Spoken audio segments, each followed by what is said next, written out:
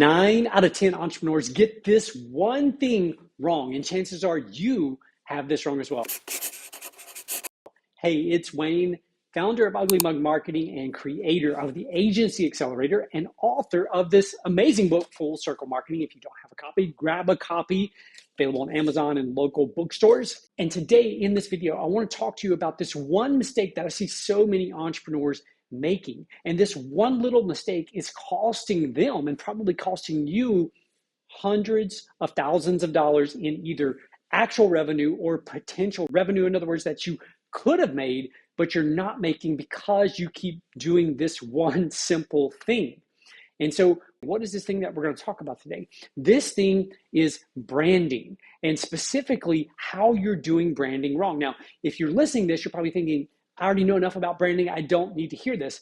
And if you're thinking that, chances are that you have your branding wrong. You're not thinking about branding in the right way, because if you're a smart entrepreneur, here's what you know. You know that branding is the most important thing when it comes to connecting with prospective clients. One of our clients has gone over the last 6 years from about $20 million in annual revenue to over $1 billion in annual revenue with a B. So think about that, over 6 years from 20 million to over $1 billion in annual revenue. And they stay focused on this one area and this one component of branding. Now, when you think about branding, you think about marketing, you think about advertising, so often entrepreneurs just throw all of these things into one bucket. They throw them all into this one thing, and they think they're all doing something similar and they're all doing the same. But the reality is, branding is a unique point or a unique perspective into the way you approach your marketing and your advertising. So for you, let me ask you this question. When you think about branding, when you think about advertising, when you think about marketing, what are those things? What are the elements? What are the components that make up those things for you in your business? And here's what I can tell you from working with so many entrepreneurs who scaled their businesses, like the one I mentioned earlier, or others who scaled it to the point of being able to sell it and walk away, some of them being able to retire at very, very young ages. And they learned to think about branding in a very different way.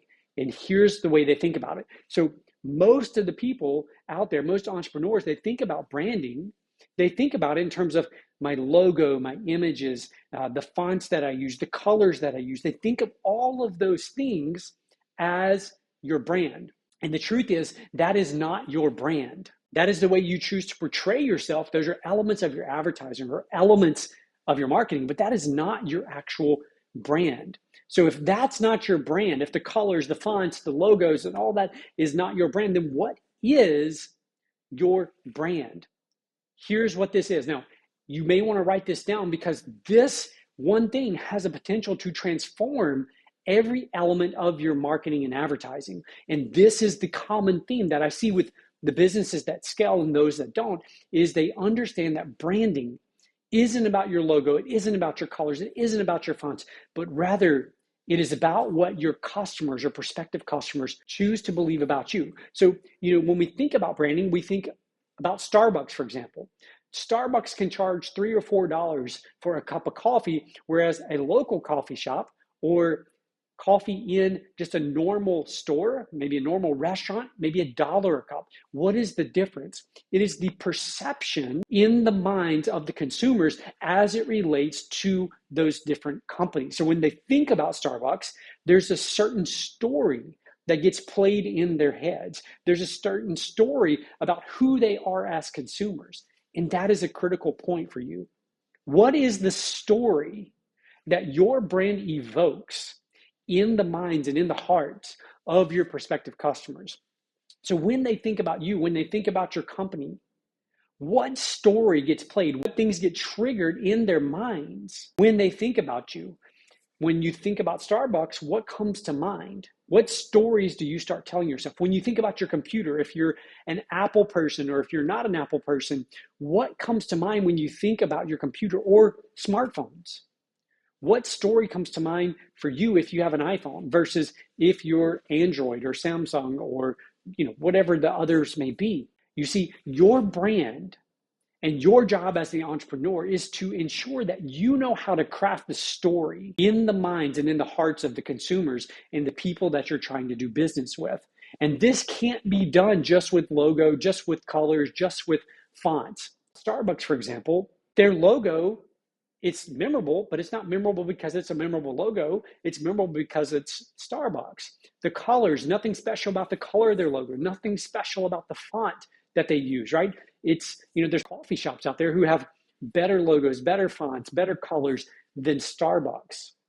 What Starbucks did when Howard Schultz originally founded Starbucks, he wanted to understand the stories that the consumers would tell themselves when they would interact with his brand. So what he did is he actually went to Italy and he toured the coffee shops there to experience what those consumers experienced, to put himself in the position of those people going into a coffee shop.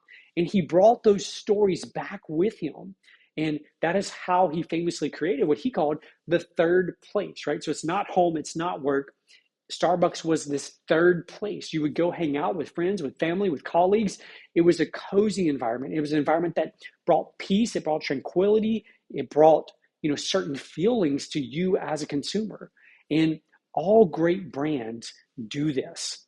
From Apple in the early days when they did the commercials of, hey, I'm a Mac, hey, I'm a PC, right? They're creating stories in the minds of the consumer. So for you, what story do you want to create in the minds of your prospective clients? Now, here's the thing. Most entrepreneurs run to go start running campaigns, start doing Facebook, start going to figure out how to use AI, go figure out how to do, whatever the latest tech or the latest social media platform is. Don't fall into that temptation to run, go try to do those things. Step back for a minute, like all the greats do. Steve Jobs, Howard Schultz with Starbucks, the list could go on and on.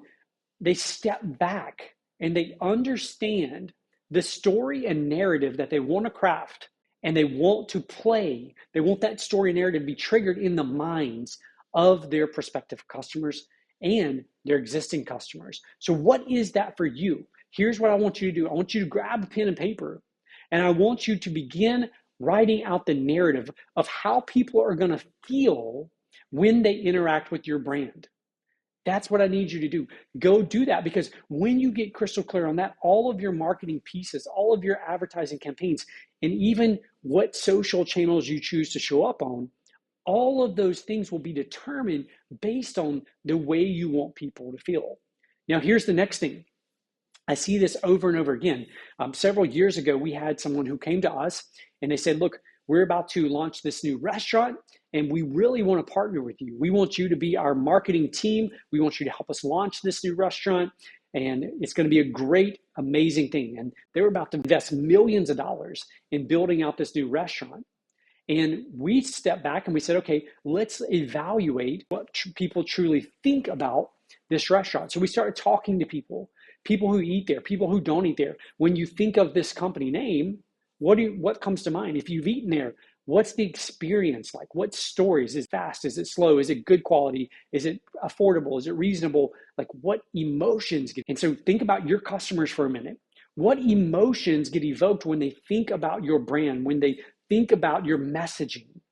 You've got to get crystal clear on that. And through our research, what we discovered was their perception, the people who came to us with the restaurant and want us to do it, they had this one story that they believed to be true. They thought that was their brand in the marketplace. But when we actually went to the marketplace and surveyed them and talked to them, what we realized was the brand, the message that the audience actually received was very, very different. When we think about communication, right? We're sitting here communicating. I'm talking, you're listening. Here's the thing. I think I may be communicating one thing, but the reality is only you get to determine how effective my communication is based on what you're hearing. And when it comes to your branding with your business and your positioning, it's not about what gets said, it's about what is understood and what is felt. That is the key to branding. What do they actually understand and what do they feel about your brand? So start with a journal page, a blank sheet of paper, write down what you want them to feel. The next thing is, I want you to actually be objective here and think through do your customers, your current customers or clients, do they actually feel these things, right? So if you're all about excellent service, if you're all about an amazing product experience, do they actually feel those things when they think about your brand or your product or your service? Because again, we can all day long say, this is what we stand for. We stand for amazing service, white glove service. But if that is not what they're experiencing, if that is not what they're feeling, if that is not what's getting triggered for them, then we're simply deceiving ourselves. And so the people that I've seen who've been able to scale their businesses, they are so good at understanding not what they are saying, not what their brand or their marketing is saying, but rather what the customer, the consumer, the person they're talking to is actually feeling. And that is the key distinction between the brands that scale and those that don't. I see this in the agency space all the time. There's so many agencies out there now, and they all have these great missions. We're going to help you grow your business. We're going to help you scale your business. We're going to help you 10x or whatever the thing is that they're saying.